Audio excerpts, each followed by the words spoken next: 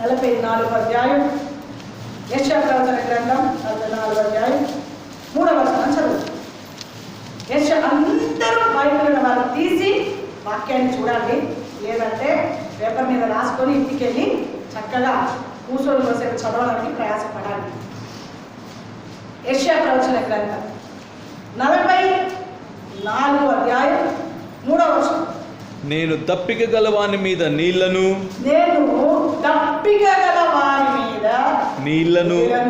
ఎండిన భూమి మీద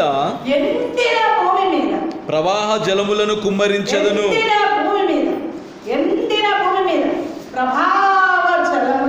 కుమ్మరించదును.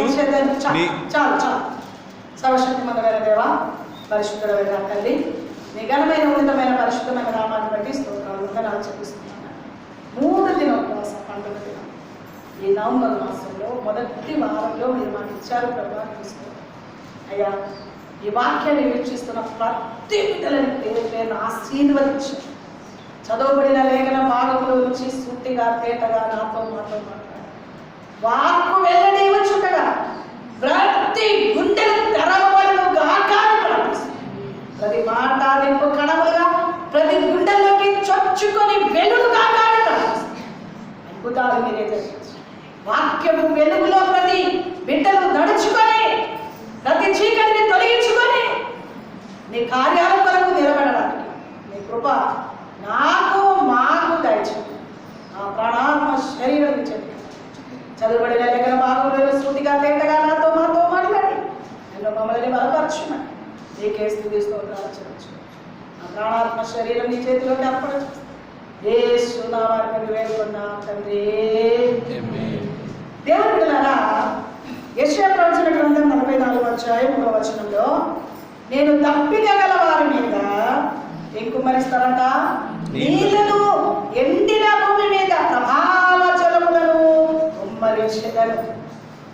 ఎండిన భూమి, ఎండిపోయిన భూమి మన బ్రతుకులలో పరిస్థితులన్నిటిని బట్టి, భయంకరమైన ఈ పరిస్థితులను బట్టి ఈ ఆత్మ ఎండిపోయి కుళ్ళిపోయి కుషించిపోయి భారభరితంగా హృదయంతో ఈ ఉపవాస ప్రార్థనలకు కనుక నువ్వు వచ్చినట్లయితే దేవుడు చెప్తున్న మాట, ప్రభావ జలములను నేను వారి మీద కుమ్మరిస్తాను. చెప్పండి.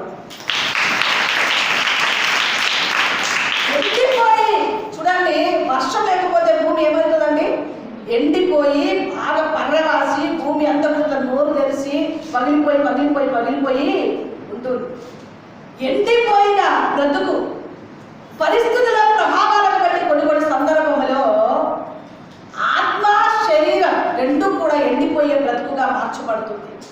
అదే సమయంలో దేవుడు చెప్తున్న మాట ఏంటో తెలుసా? నేను వారి మీద ప్రభావ జలములను కుమ్మరిస్తా, ఆశీర్వాదం వర్షములను కుమ్మరిస్తాను. దేవుని యొక్క ఆశీర్వాదాలు దిండుగా వారికి నేను ఇస్తాను. అయితే ఎండిపోవడానికి గల కారణం ఏంటి? ఎండిపోవడానికి గల కారణం ఏంటి? మొట్టమొదటిగా ధ్యానించుకొని ఆశీర్వాద వర్షం వరకు ప్రభు చిత్తమైతే రేపు చెప్తాను. ఈరోజు పూర్తి అవ్వదనుకున్నా, 3వ అవుతుంది కనుక. కాబట్టి ఫస్ట్ ఎండిపోయిన భూమి మీద ప్రభావ జలములను కుమ్మరిస్తాడు. ప్రభావ జలములను ఏం చేస్తా అంటున్నాడు ఆయన? కుమ్మరిస్తాడు. అంటే ఆశీర్వాద వర్షం నేను కుమ్మరిస్తాను. ఎండిపోయిన బ్రతుకు, భయంకరమైన పరిస్థితి ఎందుకు కలుగుతుంది? ఇశ్రాయేలు ప్రజలని మన్నా ఇచ్చి పోషించి నడిపించిన దేవుడు ఇశ్రాయేలు ప్రజలు ఎండిపోవడానికి గల కారణం ఏంటి? దేవుని ప్రజలని ఆశీర్వాదాలతో నింపుతాడు దేవుడు. దేవుని ప్రజలని ఆశీర్వదించి ఉన్నతమైన స్థానంలో నిలబెడతానన్నాడు దేవుడు. అయితే ఎండిపోవడానికి గల కారణం ఏంటి? ఎండిపోవడానికి కారణం ఏంటి అని ఆలోచిస్తే చూడండి దేవుని బిడ్డలారా, ఎండిపోవడానికి గల కారణం ఏంటో చూడండి. ఇర్మియా ప్రవచన గ్రంథం 23వ అధ్యాయం 10వ వచనం. చాలా వాక్యం సూటిగా శ్రేష్టకరంగా మన మధ్యలో ఉందమ్మా. ఎండిపోవడానికి గల కారణం ఏంటి? ఇర్మియా గ్రంథం 23వ అధ్యాయం 10వ వచనం. దేశము దేశము వ్యభిచారులతో నిండి ఉన్నది, జనులు నడవడి చెడ్డదాయను. అమ్మా ఏమైనా తీశారమ్మా? ఎండిపోవడానికి గల కారణం ఏంటి? అక్కడ ఇర్మియా ప్రవక్త వారు చెప్తున్న మాట. ప్రవక్త అయిన ఇర్మియాకు దేవాది దేవుడు చెప్పుచున్న మాట ఏంటో తెలుసా? ఎండిపోవడానికి గల కారణం ఏంటో అక్కడ రాపించాడు. దేశం అంట ఏమైంది అంట? వ్యభిచారులతో నిండి ఉన్నది. దేశం దేనితో నిండుకొన్నదంట? చెప్పండి. దేశం దేనితో నిండుకొన్నది? వ్యభిచారులతో నిండుకొని. అది ఆత్మీయ వ్యభిచారమే కానీ అది శారీరక వ్యభిచారమే కాదు. ఏదైనా ఒక వ్యక్తి భర్తను వదిలిపెట్టి పక్క వ్యక్తితో అక్రమ సంబంధాలు పెట్టుకొని తన కడుపులో ఉన్న అక్రమ సంబంధం మీద ఆధారపడడానికి తన కొడుకు అడ్డొస్తుందని బాత్రూంలోకి వెళ్ళి గొంతు పిసికి చంపి సంచిలో కట్టి ఎక్కడో అడవిలో తీసుకెళ్ళి పడేయడానికి కూడా సిద్ధమవుతున్న తల్లులు ఈరోజు భూమి మీద లేకపోలేదు. ఎందుకండి ఈ వ్యాధులన్నీ? ఈ వర్షంతో ముంచివేయడం ఏంటి? ఈ వ్యాధులు ఏంటి? ఈ భయంకరమైన వైరస్ ఎందుకు వచ్చింది? లోకము ఈ విధంగా సతమతమవడానికి కారణం ఏంటి? భయంకరమైన వైరస్తో లక్షల ప్రజలు, కోట్ల ప్రజలు చనిపోవడానికి గల కారణం ఏంటి? దేశం వ్యభిచారంతో నిండుకుంది. ఎక్కడ చూసినా వ్యభిచారమే. వారి వర్ష లేకుండా ప్రేమ వారి చేతిలో ఎవర పిల్లలు చచ్చిపోతున్నారు. పసి పిల్లలు వాళ్ళ కళ్ళు తెరగా ఉంటే అక్రమ సంబంధంతో కలిగిన పిల్లలని పనికి వారి మురికి కాలువల్లో వేస్తున్నారు.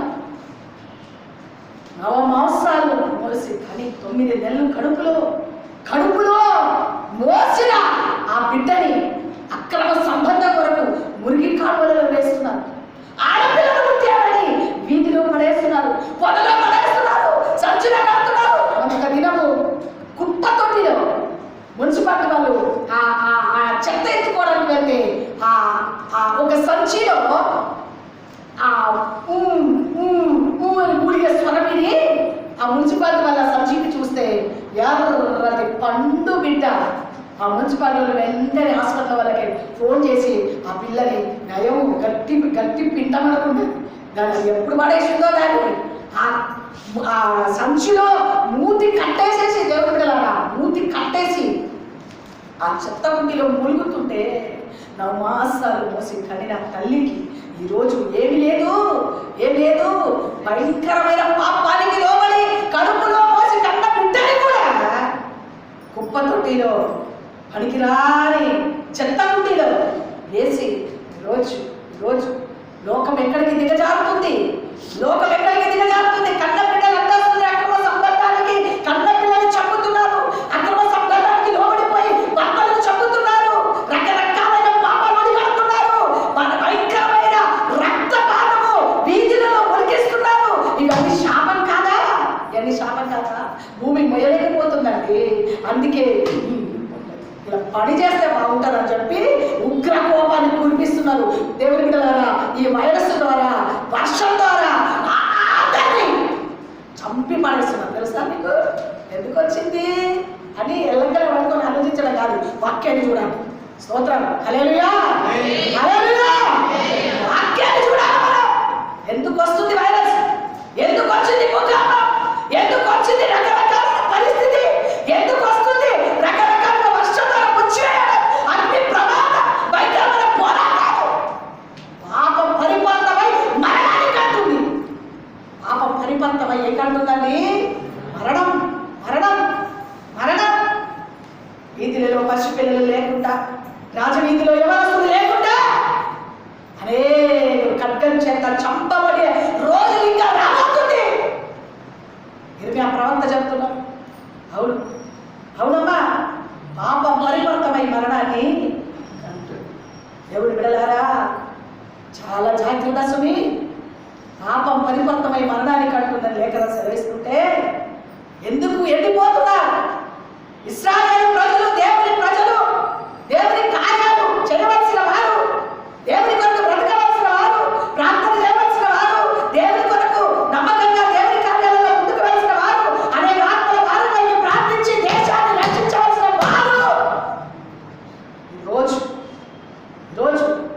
ఎండిపోయినాయి జీవితాలు, ఎండిపోతున్నాయి జీవితాలు.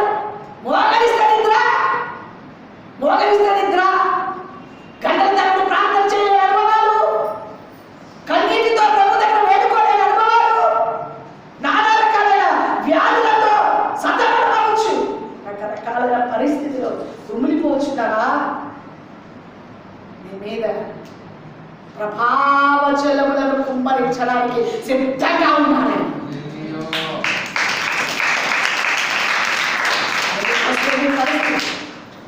అంటే దేశం వ్యభిచారులతో నిండి ఉన్నది, జనుల నడవడి చెడ్డదాయను. ఎవరంటే మంచి నడవడిగా మందిరానికి వస్తున్నారు, బయటకు పెట్టుకొని బయటికి వెళ్ళి ఎన్ని పనికి రాని చెడ్డ పనులు చేస్తారు కదండి. వాళ్ళ దగ్గర కూర్చుంటారు, గంటల తరబడి కూర్చోండి, వీళ్ళ దగ్గర కూర్చుంటారు, గంటల తరబడి కూర్చోండి, పనికి రాని కూర్చోటాన్ని మాట్లాడతారు కదండి, పనికి రాని కూర్చోండి. ఇంకొకటి లేడీస్కి ఎక్కువగా తెలుసండి, వారిని గురించి మాట్లాడడం ద్వారా భయంకరమైన శిక్ష ఉంటుంది. ఒకటి గుర్తుపెట్టుకోండి మీరు. ఎందుకంటే మనకు ఆ మాటలు ఎందుకు అవసరమా? నువ్వు దేవుని దగ్గర నిలువు మోకాలు వేస్తే ఆకాశం తెరవని ఆశీర్వాదం మీకు దిగి వస్తావు. నువ్వు దేవుని దగ్గర మోకరిస్తే అసలు నన్ను అడిగితే పాపమును కూర్చిన మాట నోటికి రావద్దండి. వాళ్ళు చెడిపోతున్నారు, పోనీ ఎవరి లెక్క వాళ్ళకే. నువ్వెందుకు మాట్లాడుకొని ఆ విషయాలు మాట్లాడుకొని నీ ఆత్మీయ జీవితాన్ని మలినపరుస్తావు? ఎందుకు అవసరమా? నీ ఆత్మీయ జీవితం చెడిపోతూనే ఉంటారండి, వ్యభిచారం చేస్తూనే ఉంటారండి, పాపం చేసిన చేస్తూనే ఉంటారు, చెడ్డ క్రియలు చేసిన చేస్తూనే ఉంటారు. వారిని గురించి మాట్లాడి నువ్వెందుకు చెడ్డవాడిగా అవుతావు? అవసరమా నీకు అవసరమా? నీకు చాతనైతే నీ పని అయిపోతే బైబిల్ పెట్టుకొని కూర్చో, చాతనైతే బైబిల్ పెట్టుకొని కూర్చో, ఇంట్లో పని చేసుకో, బైబిల్ పెట్టుకొని కూర్చో, ప్రార్థన చేసుకో, నీ భక్తిని కాపాడుకో. నువ్వు మాట్లాడుకొని అపరిశుద్ధతను అందుకొని పరిశుద్ధతని బ్రతుకుని మనం కట్టుకొని కూడగట్టుకొని ఏ లాభం మనకు? ఎండిపోవడానికి గల కారణం నంబర్ 1 వ్యభిచారంతో దేశం ఏమైనా ఉన్నది. గండి వైరస్ ఎందుకు వచ్చినాయి చెప్పండి? గండి వైరస్ ఎందుకు వస్తున్నాయి? పనికిరాదు ఒకటి చెప్తున్నాడు. జగల నడవడి ఏమైనా చెప్పండి, జగల నడవడి ఏమైనా చెడ్డ మాటలు, చెడ్డ చూపు, చెడ్డ క్రియలు తప్ప ఇంకేమీ లేదు మన బ్రతుకు. చాలా జాగ్రత్త, దేవుని సన్నిధిలో చాలా జాగ్రత్త. ఎండిన భూమి మీద ప్రభావ జలములను కుమ్మరిస్తానని మాటిస్తే ఆశీర్వాదానికి పాత్రులుగా మనం మార్చబడవలసిన వారము ఎండిపోవడానికి గల కారణం ఏంటి? చెడ్డ నడవడికి. గుర్తుపెట్టుకోండి, చెడ్డ మాట నోట్లో రావద్దు. పాపం చేసే వాళ్ళని కొట్టుకొని పోయాలి పాపంలోనే. నువ్వు పరిశుద్ధురాలుగా ఉండు, పవిత్రుడిగా ఉండు. దేవుడు నిన్ను చూసి సంతోషిస్తాడు.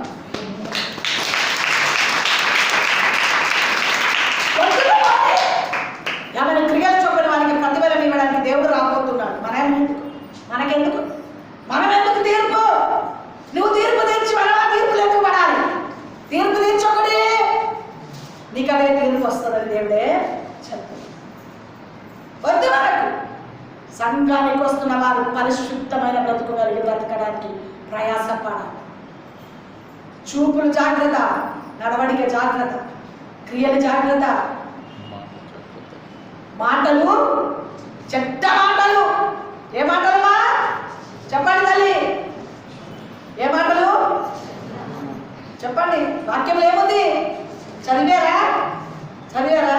నేను ఏదో తగ్గ నీళ్ళలాగా చెప్పుకొని పోతే మీకు అర్థం కాదు. అందుకే ఒక్కటికి 4 సార్లు చెప్తున్నాయి మాట. ఎండిపోయిన భూమి ఎండిపోవడానికి, ఆత్మీయ జీవితం ఎండిపోవడానికి, శారీరక జీవితం ఎండిపోవడానికి, మన బ్రతుకు ఎండిపోవడానికి, మన కుటుంబం ఎండిపోవడానికి, మన పిల్లలు ఎండిపోవడానికి కారణం ఏంటి? ఏమైనాయంట?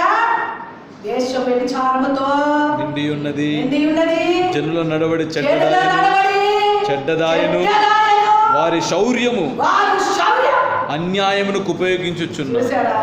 బలం, శౌర్యం అంటే బలం కదా. బలం బలం దేని కొరకు ఉపయోగిస్తున్నారు ఇప్పుడు?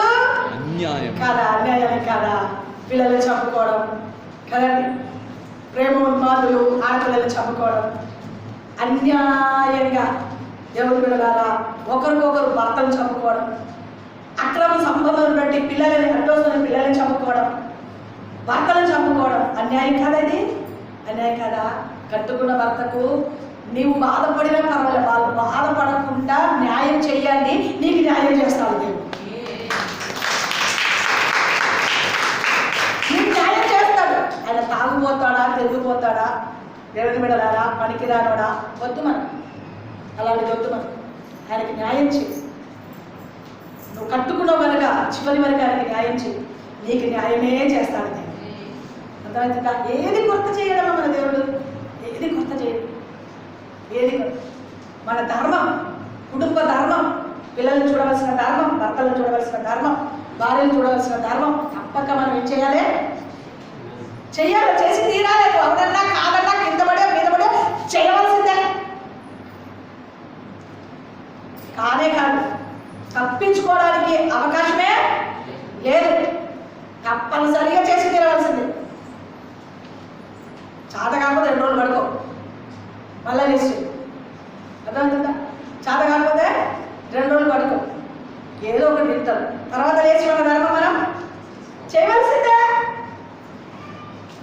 తప్పించుకోవడానికి అవకాశం లేదు. ఒక్కసారి ముడిపడింది అంతే. చివరి శ్వాస వరకు ముగించుకోవడానికి ప్రయాస పడాలి. అది క్రైస్తవ కుటుంబమే అనుభవం. లోకంలో కాదు మనం ఉండేది. దేవుని పిల్లలుగా పిలువబడ్డాం. దేవుని పిల్లలుగా పిలువబడ్డాం. తల్లులు, ఎవరి బిడ్డలు? మిమ్మల్ని కని పెంచిన తల్లిదండ్రులకు న్యాయమే చేయండి. వాళ్ళు ఏడ్చేటట్టుగా, వాళ్ళ తల దించేటట్టుగా చేయకండి. ఉన్నారా యవనస్తులు ఇక్కడ? చేతులెత్తండి యవనస్తులు అందరూ. మిమ్మల్ని కని పెంచిన వాళ్ళకు ఏం చేయాలి? మీరు చెప్పండి, ఏం చేయాలి? న్యాయం చేయాలి. న్యాయం చేయమంటే ఏంటి? ఏంటి? వాళ్ళు కళ్ళ తడి పెట్టద్దు మీ ద్వారా, వాళ్ళు ఏడవద్దు మీ ద్వారా, వాళ్ళు తల దించొద్దు మీ ద్వారా. నిన్ను బట్టి నా కుమారుడు, నా కుమార్తె ఇలాగా అని వారి తలని ఎత్తుకొని తిరిగే స్థితిలోకి పిల్లలైన మీరు మార్చుకోవాలి. మీ బ్రతుకులో బలాన్ని దేవుని కోసం, దేవుడి పిల్లలమైన మనం బ్రతుకుతాం. దేవుడి బిడ్డలారా, బలాన్ని దేవుడి నామ మహిమకు నీకు ఇచ్చిన బలం వ్యర్థమైన వాటికి వాడద్దు. నేను యవనస్తురాలు కదా, నేను యవనస్తుని కదా, నేనేం చేసినా చెల్లుతుంది అన్నవాడితో నరుకుతాడు. ఎప్పుడు కారం పెడతాడు. చూసుకో. పుట్టగది ఉండదు, తల్లిదండ్రులు ఏడిపించి పిచ్చి పిచ్చి పనులు చేసినావో అడ్రస్ ఉండవు, బిడ్డవు జాగ్రత్త. కొట్టుకొని పోతాడు. నిజం, నిజంగాడు. అది కళ్ళాలు చూసిన ఎంతో మందిని అడ్రస్ ఉండవు, ఎదిగిన దొరకవు. వాళ్ళ కడుపు కట్టుకొని చెమటోర్చి కన్నీటితో ప్రార్థించి కష్టపడి మిమ్మల్ని పోషించి మీకు చదువునిచ్చి భర్తనిచ్చి తిండినిచ్చి అన్ని రకాలుగా. ఇంకొకటి అండి, తల్లిదండ్రులు ప్రశ్నలు వేయద్దు మనం ఎప్పుడు కూడా. అర్థమైందా? నువ్వేం చేస్తున్నావు నా కోసం అని అంటే ఏం చేయాలి? నిన్ను కనడమే గొప్ప ధన్యత. మా కడుపులో నిన్ను పోసి కనడమే ఇంకేం చేయాలి నీకు? మన టీవీలో కానబ్బా నా గుండెలో చాలా సంతోషం అనిపించింది. ఒక ఆమె ఇంటర్వ్యూ తీస్తుంటే నేను కొన్ని ఇట్లాంటిది మంచి మంచి మెంట పెట్టుకుంటాను. పనికిరాన్ని వదిలేస్తా. ఎప్పుడైనా ఇంటర్వ్యూలో తీసుకునేటప్పుడైనా వార్తలలో ఏమైనా మంచిదేమైనా వచ్చిందనుకో అలా పని చేసుకుంటూ చూస్తూ ఉంటాను. ఏదన్నా చెవులో పడింది అనుకో అది పట్టేసుకుంటాం. మంచితనం పట్టుకుంటానండి, చెడ్డలు వదిలేస్తాను. ఒక కుమార్తె ఇంటర్వ్యూ తీసుకుంటుంది. అమ్మా నువ్వు ఎప్పుడైనా మీ మమ్మీకి ఏమైనా మీ మమ్మీకి ఏమైనా గిఫ్ట్ ఇచ్చావా? సారీ, మీ మమ్మీ ఏమైనా నీకు ఏమైనా గిఫ్ట్ ఇచ్చిందా అని అడిగితే ఆమె అంటది, నన్ను భూమి మీద కనడమే ఆమె నాకు ఇచ్చిన గిఫ్ట్ అంట. నన్ను భూమి మీద 9 మాసాలు మోసి నన్ను భూమి మీద కన్నది కదా, అదే ఆమె నాకు ఇచ్చిన పెద్ద గిఫ్ట్. ఇంకేమి ఇవ్వాలి ఆమె నాకు, నేను ఇవ్వాలి ఆమెకి అన్నదాన్ని. అబ్బా ఎంత సంతోషం అనిపించిందో గుండెలో, ఎంత సంతోషం, ఆనందం పొంగిపోయాను. చాలా ఆనందం అనిపించింది. అలాగ చెప్పే పిల్లలు ఉన్నారండి? ఈరోజు అలాగ చెప్పారు, ఏం పెట్టావు, ఏమంటావు, నాకేం చేసి పెడుతున్నావు అన్న యవనస్తులే కానీ తల్లిదండ్రులని గౌరవించి ఇంతకాలం వారు నాకు చేశారు కదా, నాకు చేతనైన నాకు ఇచ్చిన బలంతో నేనేమన్నా పనికిరాని వాటి కొరకు చేయకుండా, పనికిరాని కార్యాలు చేయకుండా, నాకు ఇచ్చిన బలంతో నా తల్లిదండ్రులకు మంచి పేరు సంపాదించి వాళ్ళని ఒంటి పెట్టి వాళ్ళని చక్కగా చూసుకుంటానయ్యా, నేను దేవుని కొరకు మహిమకరంగా ఉంటానయ్యా అన్న యవనస్తులు ఎవరైనా మీలో ఉంటే మీకంటే దాంట్లో మరొక లేనే లేదు.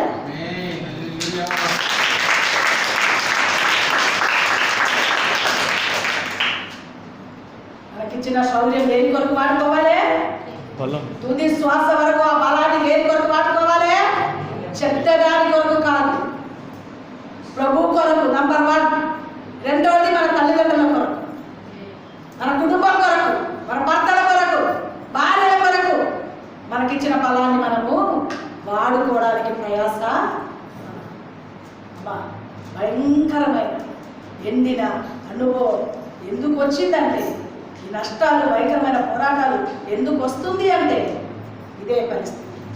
వ్యభిచారంతో నిండుకొని పనికిరాని చెడ్డమాటలు, వారి యొక్క బలము, వారి సమస్తం పనికిరాని వాటి కొరకు వాడుకుంటున్నారు కనుక శాపంతో నిండుకుపోయిందట. కనుక శాపగ్రస్తమైన దేశము దుఃఖపడుచున్నది. చూసారండి, అదే చెప్పాను, శాపంతో శాపగ్రస్తమైపోయింది దేశం. ఏమైందండి? శాపగ్రస్తమై దేశము దుఃఖపడుచున్నది. అది చాలు, దేశం దుఃఖపడుచున్నది. దేంతో వ్యభిచారులుగా మార్చబడి వారికి ఇచ్చిన బలం పనికిరాని కొరకు వాడుకొని, అన్యాయం కొరకు వాడుకొని, అక్రమం కొరకు వాడుకొని, పనికిరాని చెడ్డ కార్యాల కొరకు వాడుకొని, బలం ఉండదని చెప్పి పనికిరాని కార్యాలన్నీ చేస్తాం. తర్వాత అన్ని పనికిరాని వేదాలన్నా వస్తాయి, అడ్డం పడతారు, సస్తాం. అర్థమవుతుంది మీకు? అది యవనస్తులే కానీ పెద్దవాళ్ళే కానీ వయసులో ఉన్న వాళ్ళు, 40 వయసు వాళ్ళు ఎవరైనా, వివాహమైన వాళ్ళైనా కాకపోయినా పనికిరాని బలం ఉంది కదా అని ఇలా ఊరేగిస్తూ ఉంటారు. బలం నా బలం, నా బలం, నా బలం. ఎక్కడ 2 సార్లు విరోచనాలు అయితే 103 జ్వరం వస్తే అంతే, నీ బలం తుస్ త్వరగ మీద. నీ బలం ఎక్కడా చెప్పండి, ఎక్కడ? మళ్ళా 4 గ్లూకోస్ ఏం కావాలి, 4 గ్లూకోస్ బదులు అప్పుడు అడగాలి ఎక్కడ పోయింది నీ బలం. అంతా దేవుని బిడ్డలారా జాగ్రత్త, మోసపోకండి. దేవుడికి చాలా జాగ్రత్త. జీవితాలు కాదు, ఎండిపోయిన జీవితాలకు ఎందుకు లోనవుతారు? ఎండిపోయిన ప్రజలకు ఎందుకు లోనవ్వాలి? పరిశుద్ధమైన దేవుని ఆశీర్వాదాలు పరిపూర్ణంగా పొందడానికి యోగ్యులుగా మనం మార్చబడదురు కాక.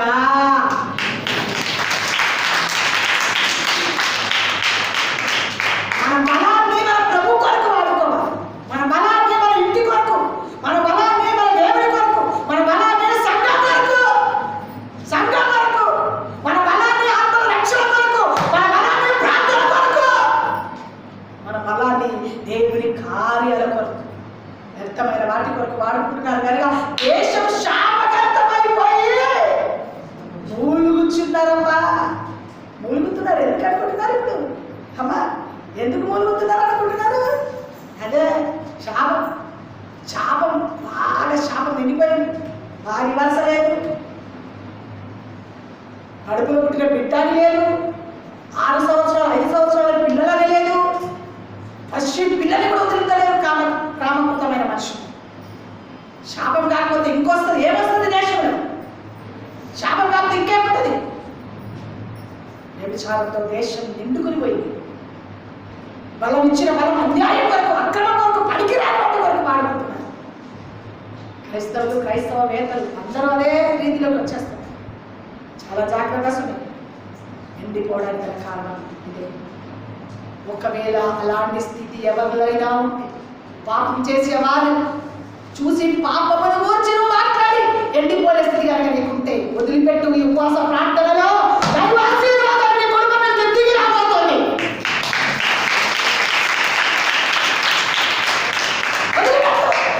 వద్దు వరకు నీ దారి నీది, వాళ్ళ దారి వాళ్ళది. మాట్లాడాలని కూడా అర్థం మనము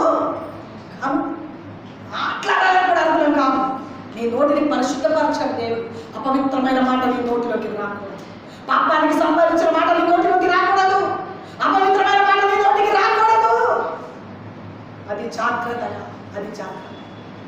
వ్యర్థం. నీకు ఇచ్చిన బలం, నీకు బలం ఉందా? అనేక ఆత్మల భారం కలిగి ఉపవాసాలు ప్రార్థన చేయి. బలం ఉందా? నీ ఇంటి కొరకు కావలసిన పనులు చేసుకో. బలం ఉందా? చర్చి పరిచర్య చెయ్యి తల్లి, మందిర పరిచర్య చెయ్యి తల్లి. తల్లి మందిర పరిచర్య చెయ్యి.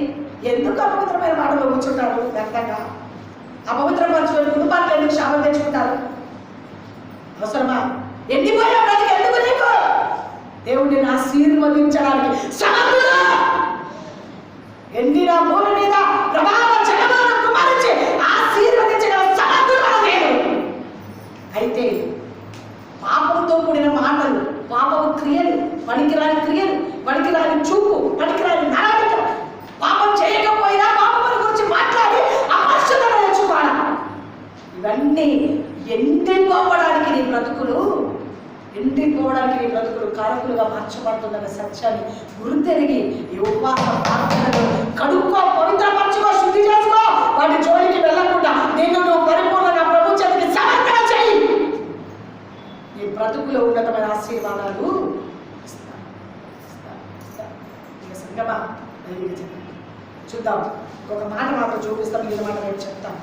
చూడండి, ఎందుకంటే ప్రార్థనకి సమయం ఎక్కువ ఇవ్వాలి కాబట్టి ఎండిపోవడానికి గల కారణం చూడండి. హోషేయ ప్రవచన గ్రంథం, హోషేయ ప్రవచన గ్రంథం 9వ అధ్యాయం 16వ వచనం. హోషేయ ప్రవచన గ్రంథం 9వ అధ్యాయం 16వ వచనం.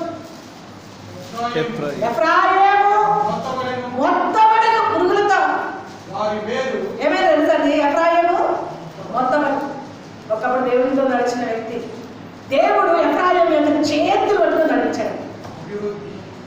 ఎఫ్రాయిము అంటే అర్థం అభివృద్ధి. అర్థమవుతుందండి?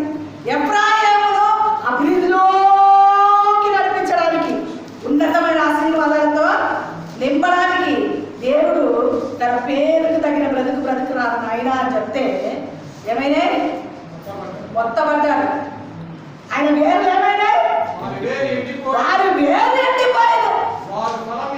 అమ్మా ఏమరు చాలు ఏమైనా అమ్మా ఎండిపోయిన వేరు. ఆత్మీయ జీవితం ఎండిపోతే నీకు ప్రార్థన ఎక్కడ వస్తుంది చెప్పండి? ఆత్మీయ జీవితం ఎండిపోతే నీకు ప్రార్థన ఎక్కడ వస్తుంది?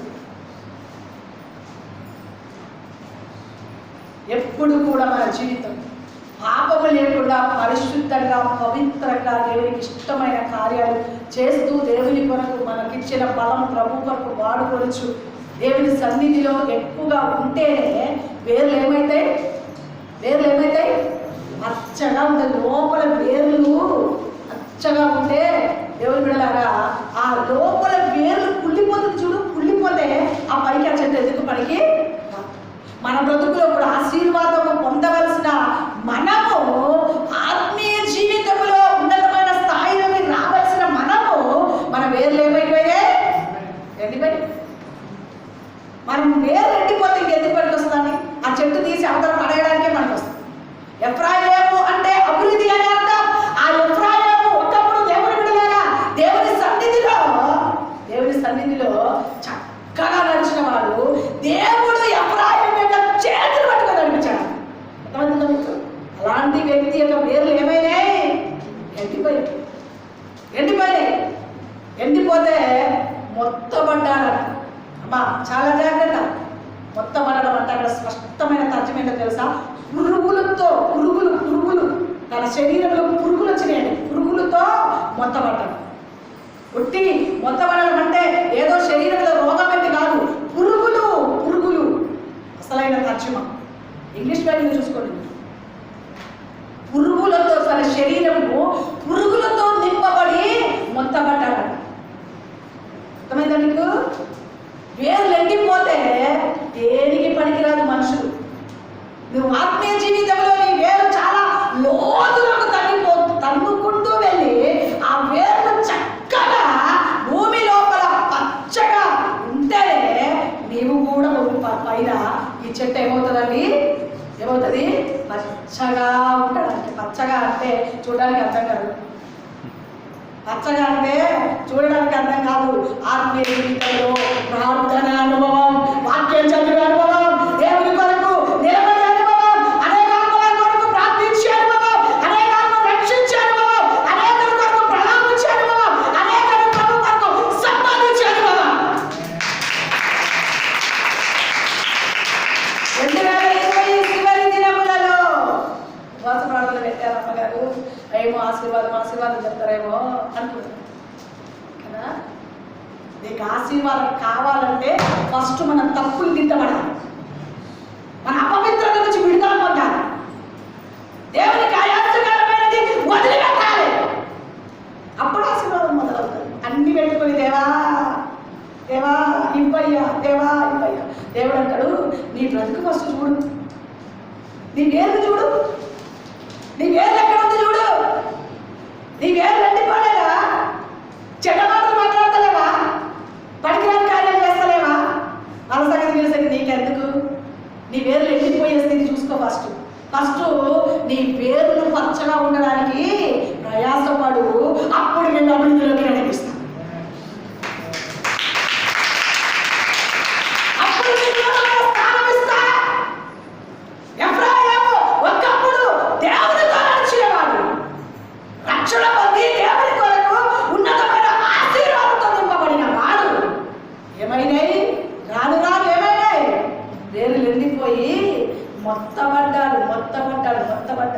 పురుగులతో నింపబడింది తన శరీరం.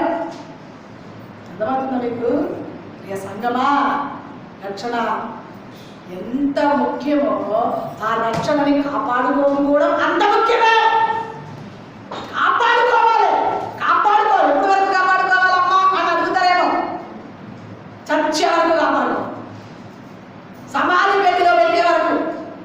ఈ ఊపిరి దేవుడిచ్చిన ఈ ఊపిరి ప్రభు మనకి నమ్మి ఊపిరి పోసాడే.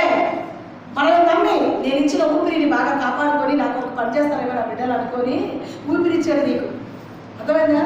ఆయన ఇచ్చిన ఊపిరి ఒకసారి ఇచ్చే నాకు అన్నాడు అనుకో, ఇప్పుడే నా ఊపిరి నాకు ఇచ్చే అన్నాడు అనుకో, దేవుడు ఏం చేస్తాడు? నీ బలం ఏం చేస్తుంది? చెప్పండి, నీ బలం ఏం చేస్తుంది? బలము నాదని ఒక్క మారు సెలవించును, బలము నాదని 2 మార్లు సెలవించును. చెప్పడం అంటారు.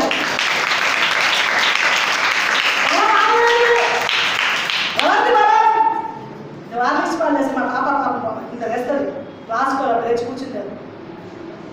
బలం కొరకు కదా పాప. మా అమ్మ అంతగానో గంటలు వాక్యం చెప్పి ప్రార్థన చేస్తుంది, కన్నీరు కారుస్తుంది, చక్కగా కొంచెం శరీరంలో బలం కావాలి అని చెప్పి పాపం వేడి నిజంగానే వేడిగా కొంచెం గొంతులు తాగే వరకు కొంచెం వచ్చేస్తుంది, కొంచెం ఏడవడానికి బలం కదా. ఇది శరీరానికి సంబంధించింది. తనకు చాతడానికి తను చేస్తుంది. నా శరీరం కొంచెం బలంగా ఉంటే ఇంకా అనేకంగా ఒక ఏడుస్తుంది అమ్మ అని చెప్పి శరీరానికి సంబంధించిన బలం ఇస్తుంది. ఆత్మకు సంబంధించిన బలం ఎవరివ్వాలి? వేరుని ఎండిపోకుండా కాపాడుకోవాల్సిన బాధ్యత ఎవరిదమ్మా? ఇచ్చాడమ్మా, రక్షణ ఇచ్చేస్తాడు దేవుడు. ఇప్పుడు దాన్ని కాపాడుకోవాల్సిన బాధ్యత ఎవరిది? దేవా నా రక్షణ కాపాడయ్యా. ఎవరు కాపాడతారు? ఎవరు? మనమే. అర్థమైందా? చెడ్డవాటిని చూడకుండా, చెడ్డవాటిని మాట్లాడకుండా, చెడ్డవాటి దగ్గర కూర్చోకుండా, అమ్మా చెడ్డవాటి వారితో సహవాసం చేయకుండా, పనికిరాని వారితో సహవాసం చేయకుండా, మనమే దేవుడిచ్చిన రక్షణను మనం ఏం చేసుకోవాలి? కాపాడుకోవాల్సిన బాధ్యత మన మీద ఉందండి. మనం కాపాడుకోవాలి. దేవుడు వచ్చి కాపాడాడు, దేవుడు ఇచ్చేసాడు రక్షణ. కానీ ఇప్పుడు ఆ కాపాడుకోవాల్సిన బాధ్యత ఎవరిది? శక్తి చాలలేదా ప్రభా? నేను ఈ తప్పు చేస్తున్నాను, పదే తప్పు చేస్తున్నానయ్యా, నన్ను క్షమించయ్యా, నన్ను కాపాడయ్యా, నాకు ఈ పనికిరాని ఈ బలహీనత నుంచి నాకు విడుదల తెచ్చయ్యా అని ప్రభు దగ్గర సహాయం కోరుకుంటే ఆయన నాకు సహాయం చేస్తాడు. ఎప్పుడు చేస్తాడు సహాయం? మనం వదిలిపెట్టడానికి ఇష్టపడితే సహాయం చేస్తాడు. అర్థమవుతుందమ్మా? మనం మాట్లాడను అంటే మాట్లాడకుండా ఉండేటట్టుగా నీకు సహాయం చేస్తాడు. నేను అక్కడికి వెళ్ళనయ్యా, నువ్వు నాకు సహాయం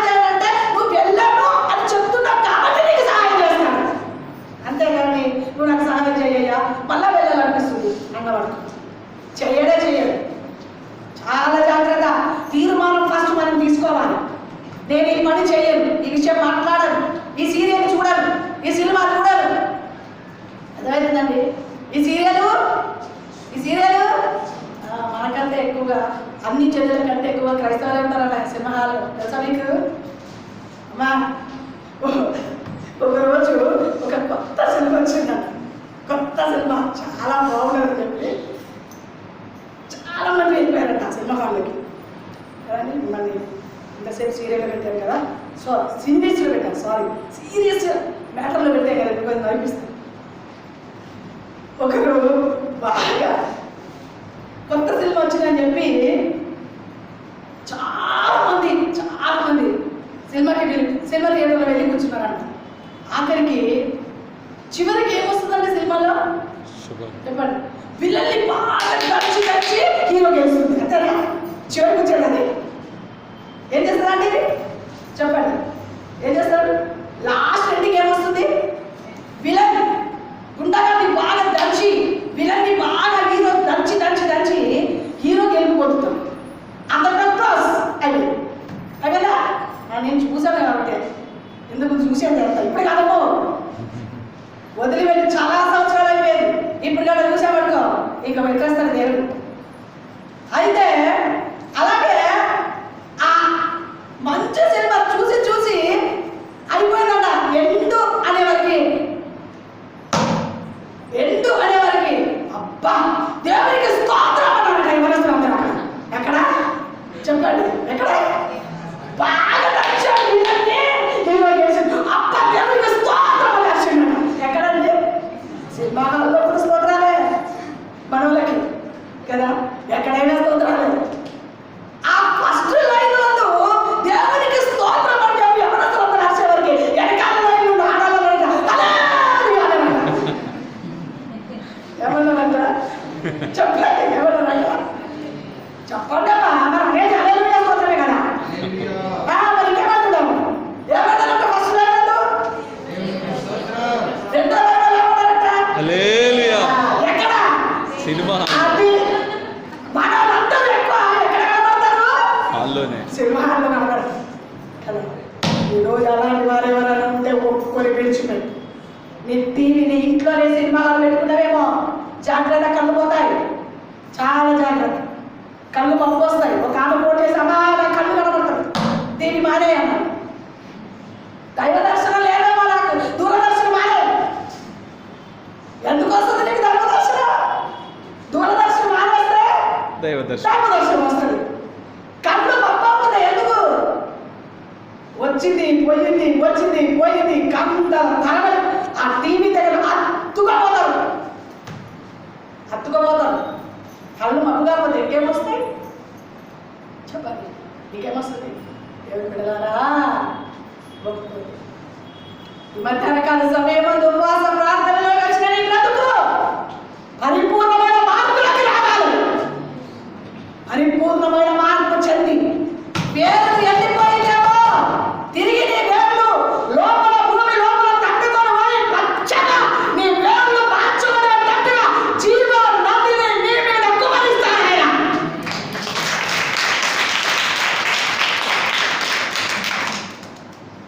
ఎండిపోయిన భూమి మీద ప్రవాహ జలములు మరించదలని చెప్పి దేనితో ఎండిపోయావు నీ బ్రతుకు? పాప మాటలతోనా, పాపం చూపుతోనా, సినిమాల ముందు కూర్చోనా, వ్యర్థమైన మాటలతోనా, వెళ్ళకూడని స్థలానికి వెళ్తున్నావా, చేయకూడని పని చేస్తున్నావా, చూడకూడని దృశ్యాలు చూస్తున్నావా? నీ వేర్లు ఎండిపోయిందా? మొత్తం పడే సమయం రాక మునిపి ఈరోజు నీ బ్రతుకుని ప్రభు దగ్గర ఏం చేసుకోవాలి? సంబరం కూడా చేసుకోవాలి. ఏదో నీ బ్రతుకులో కార్యాలు ఎక్కడ జరుగుతలేదు, ఏం జరుగుతలేదు, కార్యాలు జరగడానికి ఏది అడ్డుంది నీకు? ఇప్పుడే ఒప్పుకో ప్రభు దగ్గర. ఒప్పుకొని విడిచిపెట్టు. శాపగ్రస్తమైన దేశం దుఃఖించుతున్నదంట. శాపంతో నింపబడిన మన బ్రతుకు, దుఃఖపరిచిన బ్రతుకు, నీ బ్రతుకు, నీ వేర్లు తిరిగి ఎండిపోయిన వేర్లు తిరిగి జీవింప చేసి నిన్నక పచ్చని చెట్టుగా చేసి ఆశీర్వాదానికి పాత్రుడిగా చేసి దేవుని మహిమ కొరకు నిలబెట్టవలననే కోరిక.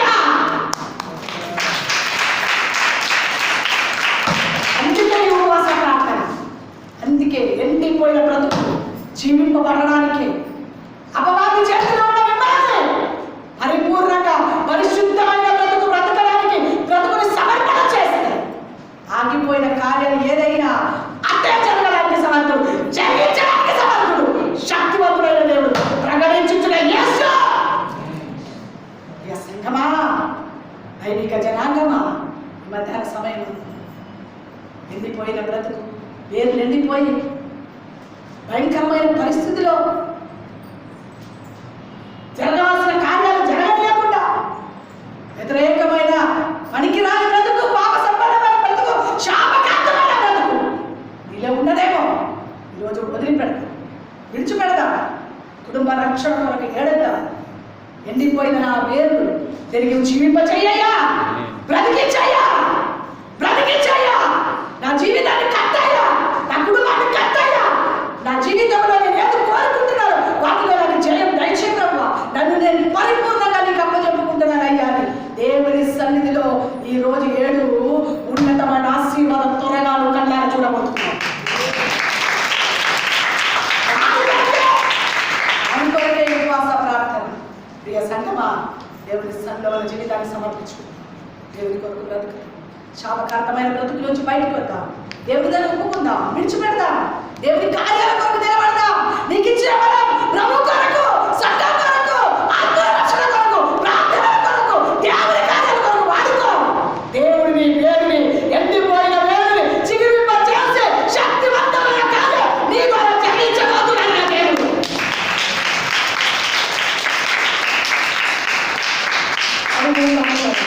ఉన్న పాటను మోగించాలి, మిగిలిన మాట రేపు వచ్చాను.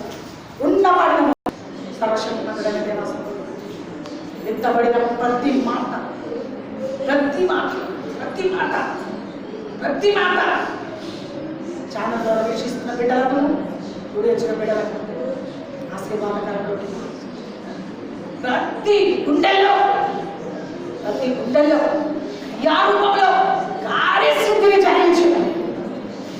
ప్రతి మాట పరిశుద్ధాత్మ దేవ నీరుకండి ఎవరిలోకి మార్చి ఈ కార్యాలు మీరే తెప్పించి ఘనతామని ప్రభావం మీరే తెచ్చు.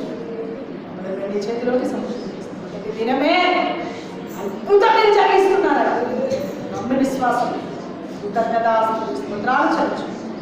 నీ చేతిలోకి యేసు నామాన్ని వేడుకున్నాం. అలాగే ప్రార్థన